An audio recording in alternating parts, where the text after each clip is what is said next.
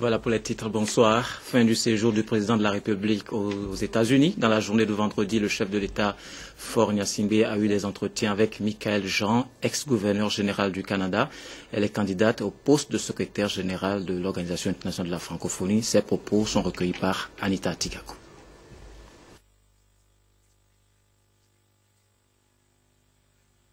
Nous avons eu l'occasion d'échanger nos vues sur la francophonie du XXIe siècle.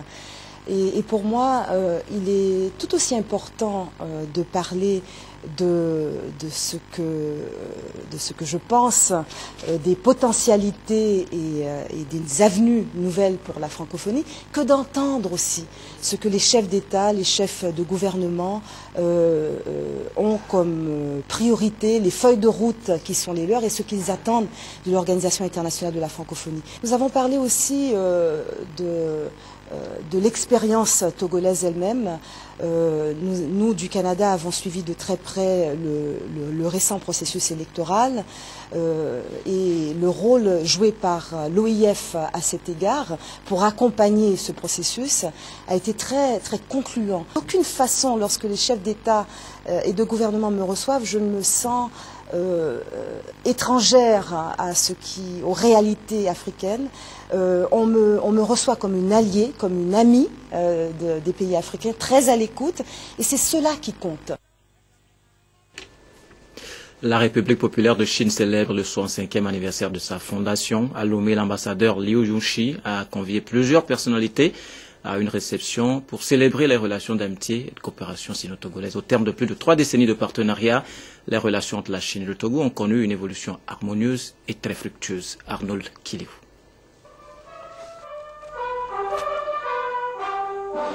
Le Togo et la Chine ont célébré l'anniversaire d'une coopération vieille de plus de 4 décennies. Les deux pays ont fait le bilan d'un partenariat marqué par une confiance et un respect mutuel. Le Togo et la Chine se sont une fois encore engagés à redéfinir de nouvelles perspectives pour renforcer et diversifier au mieux leurs relations d'amitié et de coopération.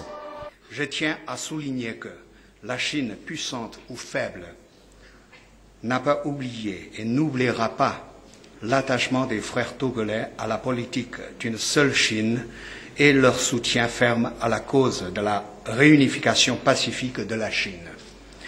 La partie chinoise s'en tient au principe de sincérité, de résultats concrets, d'affinité et de franchise dans ses relations avec l'Afrique, soutient constamment le Togo dans ses efforts pour trouver une voie de développement adaptée à sa réalité nationale et lui fournira des aides dans la mesure du possible pour la construction du pays, le développement économique et l'amélioration du bien-être social du Togo, afin de réaliser un développement équitable, mutuellement avantageux et gagnant-gagnant, et de construire ensemble une communauté de destin commun sino-togolaise. La stabilité et l'engagement des hauts dirigeants des deux pays constituent depuis 1972 des facteurs déterminants dans le processus de développement socio-économique du Togo. Ils ont permis en effet au Togo d'entreprendre et de poursuivre jusqu'à terme des actions cohérentes dans plusieurs domaines, notamment la santé, l'éducation, la culture, l'agriculture et surtout les infrastructures. Cette coopération très fructueuse et exemplaire à bien des égards se traduit constamment au profit du Togo par des investissements directs étrangers et le financement à taux préférentiel de nombreux projets dans le domaine des infrastructures. Les chantiers en cours de réalisation, à savoir la construction du barrage hydroélectrique de Djiranawa, les voies de contournement de la ville de Lomé, des failles d'Alédio et de Défalé, ainsi que la construction de la nouvelle aérogare de Lomé, témoignent de la vitalité des liens de coopération entre nos deux pays.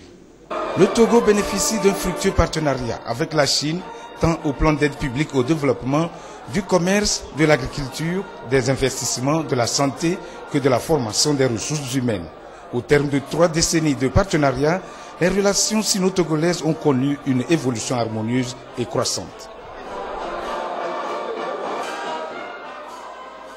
Nous sommes avec le ministre Florent Maganawe. Bonsoir, monsieur le ministre. Bonsoir à vous. Vous êtes là pour nous donner quelques précisions sur la rentrée qui se tient lundi. Mais avant, nous allons nous rafraîchir la mémoire avec cette rencontre que vous avez eue en début de semaine avec les syndicats d'enseignants. Reportage.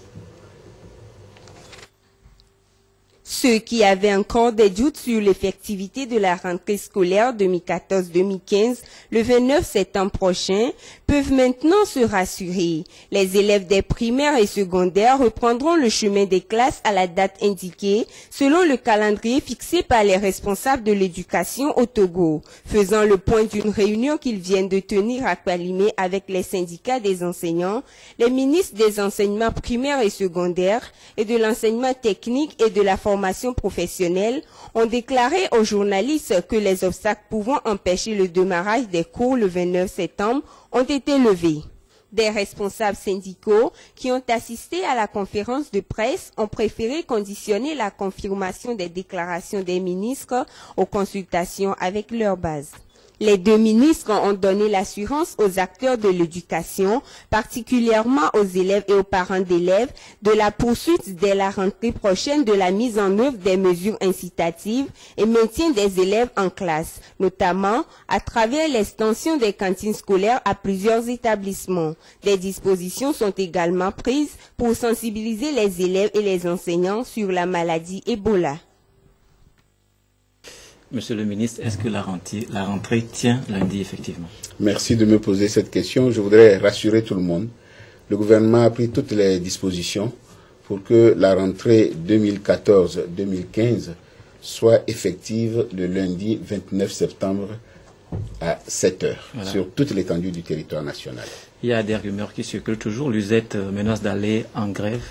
Oui, je suis un peu désolé parce que au niveau de l'USET était présente à la réunion préparatoire qui s'est déroulée les 18 et 19 septembre dernier à Kwalimé, où nous avons invité tous les acteurs du système éducatif, parents d'élèves, associations, établissements confessionnels, privés laïcs, privés tout simplement, et puis toutes les fédérations qui siègent au niveau du comité permanent de concertation avec l'administration, pour faire un peu le point des préparatifs. Et entre autres, la question était posée de savoir si oui ou non nous voulons une rentrée apaisée pour tous les enfants de ce pays.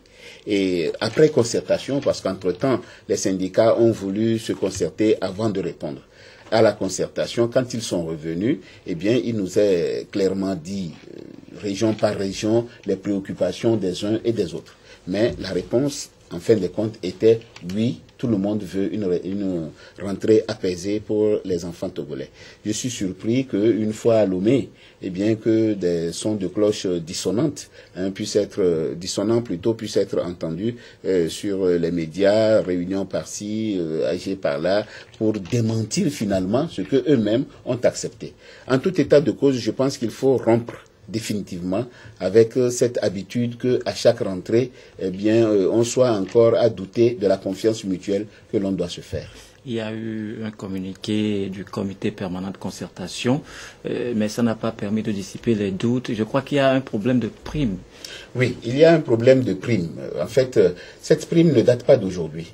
Les enseignants du Togo sont les seuls fonctionnaires du Togo qui ont droit à cette prime-là, qui est partie de 120. Prime de bibliothèque et de rentrée. Prime de rentrée et de bibliothèque, ou bien plus de bibliothèque que de rentrée, qui se paye à 120 la première fois, à 130, à 140 000, je parle, et puis cette année, elle doit plafonner à 150 000. Oui. Et le gouvernement s'est toujours acquitté de cette tâche-là. Et cette fois-ci, malheureusement, nous avons une rentrée qui coïncide avec la fin du mois. Oui. Et le gouvernement dit, eh bien, il a un devoir, une obligation vis-à-vis de tous les fonctionnaires du Togo, celle de payer, l'obligation c'est de payer tous les salaires à tous les fonctionnaires, de payer aux retraités l'accompagnement que le gouvernement leur doit, et puis que la prime soit payée avant. Tout le monde est d'accord là-dessus, sauf l'USET qui en fait un fonds de commerce en disant nous voulons la prime avant, ce qui est franchement incompréhensible. L'obligation du gouvernement, c'est de payer d'abord les salaires à tout le monde, y compris donc les enseignants, puisqu'ils sont aussi les fonctionnaires. Donc en clair, après le paiement des salaires du mois de septembre, après le paiement des salaires et le paiement des retraités, eh bien la prime qui est de 150 000 francs pour tous les enseignants du Togo leur sera versée. Voilà. Alors il y a aussi des mesures à prendre par rapport au virus Ebola. Oui, lors de la rencontre de Palimé, eh bien nous avons en ouverture à cet atelier de réflexion, d'analyse et tout cela, nous avons mis un accent particulier. Et nous voulons demander ici, à travers vous, demain on en parlera sûrement, puisque c'est demain le discours de rentrée, mais pour aujourd'hui, je voudrais quand même dire que tous les enseignants, tous les directeurs, tous les chefs d'établissement qui nous écoutent, nous voulons que la leçon inaugurale soit une sensibilisation sur le virus, sur la maladie à virus Ebola, de manière à ce que nos enfants rentrant de tous les coins du monde entier des vacances, eh bien que des mesures soient prises, des mesures les plus élémentaires de lavage des mains, de surveillance de ceux qui viennent des pays exposés, eh bien que nous puissions le savoir et que nous puissions prendre les mesures idoines pour éviter que cette maladie n'entre dans notre pays à travers nos établissements. Dernière question, Monsieur le ministre. Je sais que demain nous aurons votre discours habituel, mais quand même un mot à l'endroit des différents acteurs, les enseignants, les parents. Oui. Je voudrais d'abord souhaiter aux enseignants, tout comme aux enfants, aux élèves, une bonne fin de vacances, parce qu'ils ont encore jusqu'à dimanche, et au même moment leur présenter aussi tous mes vœux d'une bonne rentrée scolaire. Le gouvernement, en ce qui le concerne, a pris toutes les dispositions pour que la rentrée soit une rentrée apaisée. Je voudrais appeler aussi à l'attention de tous les enseignants. Au moment où nous parlons, peut-être que certains enseignants sont en train de se débattre pour arriver à leur point, pour commencer les cours le lundi. À tous, je voudrais rendre un hommage pour tous les sacrifices consentis pour l'éducation de notre pays, pour la qualité de l'éducation de notre pays, et leur souhaiter une bonne rentrée. À tous les élèves, je souhaite également une bonne rentrée, en espérant que je voulais leur rappeler tout simplement que la réussite de la fin d'année commence dès le premier jour de la rentrée. Et aux parents d'élèves, que chacun puisse donner à son enfant l'accompagnement nécessaire pour que la rentrée soit effective dès lundi. Merci, Monsieur le ministre. C'est moi qui et à vous bientôt. remercie. Merci beaucoup.